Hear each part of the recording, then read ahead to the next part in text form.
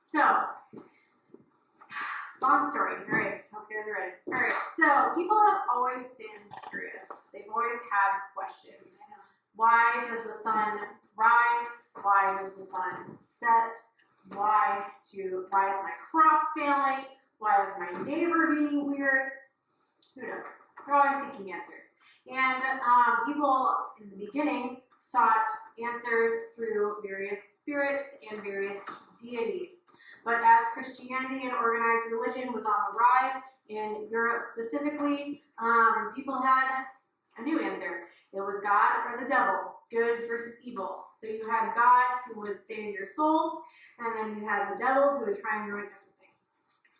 And you might encounter the devil through himself. You might encounter him through one of his demon friends, or you might encounter him through the weird lady that lives up the street. At least that's what they thought during the Salem witch trials, right? You guys familiar with Salem witch trials? Massachusetts. Yeah. Okay, cool. All right, so about 200 people were accused of witchcraft in the late 1600s in the town of Salem, Massachusetts. And the biggest point of evidence in these trials was called spectral evidence. And this spectral evidence was something that only the victim could provide. They would often close their eyes and really feel the evidence of the accused doing things to them, and no one else could see it, no one else could prove it. So after things escalated, and people got a little hysterical, accusing people, neighbors, friends, and family left and right, it was decided that there was no more spectral evidence, not admissible, couldn't use it anymore. And after they cut out spectral evidence, they couldn't really find any other evidence. So they decided to pardon people after they couldn't find evidence. And so eventually people were let go. They could go back home. 19 people were executed, though, after they were accused of witchcraft. But 19 out of 200, the rest of them were able to go. And the hysteria kind of calmed down, and people moved on into the 1700s, the Age of Enlightenment.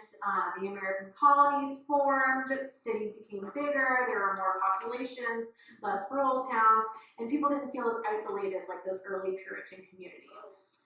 And as they moved on through the Age of Enlightenment, they sought answers through science instead of specifically spirits, although spiritualism was on the rise, and I'll get back to that later in my talk. That didn't stop tiny little rural towns from feeling like they were the victim of monsters.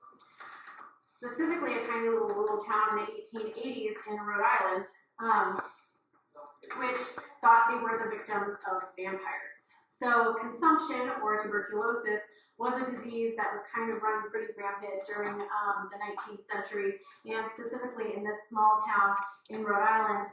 And people were concerned, like I said, because tuberculosis is the wasting disease. You're coughing up blood, you would become paler and weaker until eventually you would just waste away and die. And so people were concerned that, vampires were clearly doing this. They're just sucking the life out of our fellow countrymen. And this happened specifically in this little tiny Rhode Island town. A small family, about 5 people, lived in this small town, and there was a mother, a father, 2 daughters, and a son. And the mother and one of the daughters ended up dying from tuberculosis pretty early on. The son and daughter probably contracted the disease from the mother and the other daughter, but it didn't attack them immediately, so they didn't die from it immediately. It took about another decade for the second daughter to die. And during that time, the brother was actually living in Colorado because he was pretty sickly, and he thought maybe a change of scenery, change of weather would kind of help him out. It didn't, and he ended up moving back home to be with his father after his sister died. But the town was really concerned, as another way of consumption filtered through it, that a vampire was doing this. They were thoroughly convinced, and they went out to this small little family, and they said, "We're going to dig up your daughter, and we're going to see if she is a vampire." So they dug her up. Her name was Lena. They dug her up. They cut open her body. They took out her heart, and they were looking for fresh blood because if she had fresh blood, clearly she was a vampire. They didn't find any. Her body was decaying, as a body normally would after being in the ground for a few months, and they couldn't take any chances. They had to make sure that she wasn't missing. So they, like I said, they took out her heart, they took out her liver, they burned it. They fed the ashes to her brother. That didn't really work. He was not cured. He actually died a couple of months later after eating this, and he is buried with the rest of his family in their family plot. And you have the brother, the sister Lena, and then the father who let this town dig up his daughter because they thought she was a vampire. And this is happening in the 1880s. Okay, 1880s. 20 years earlier, in the 1860s, in the bigger cities, specifically Washington, D.C., they were concerned about vampires and witches. They were actively seeking out people who could communicate with the dead. And by they, one very famous person named Mary Todd Lincoln, might sound familiar, wife of Abraham Lincoln, she held seances in the White House in order to communicate with her dead son. So before that, the reason why she was inclined to do that, was because of the origins of American spiritualism, which started with these two sisters right here.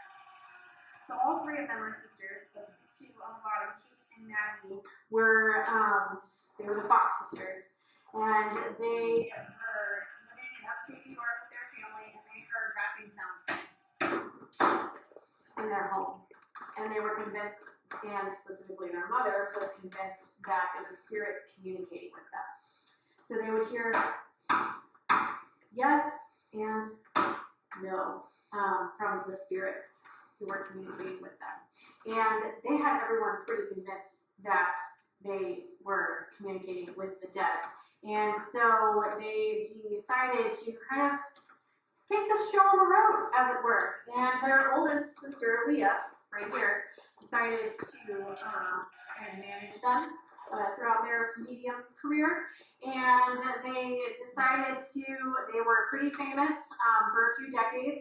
And then eventually they admitted that they were frauds. They had used an apple on a string to kind of freak their mother out and convince her that they were communicating with spirits. So they died shortly after admitting that they were frauds. But that didn't stop people from believing in mediums. In America, and believing in mediums, specifically in bigger towns, like I said, bigger cities. So mediumship and seances became more popular in the 1860s, specifically because of the American Civil War, because so many men died during the American Civil War. Hundreds of men were just left on the battlefields, and people couldn't properly bury them. They weren't even sure if their family member had died, what had happened to them, and so they often sought answers from mediums during seances. And Victorians were very particular about their mourning practices. They wanted to respect the dead. They had specific traditions that they would do for funerals. They had mourning periods where they would wear certain clothing items and just mourn for a particular period of time. And they weren't able to do that during the American Civil War. So mediumship did not reach its peak during the 1860s. It actually reached its peak in the 1920s, and you guys will hear about that at your next.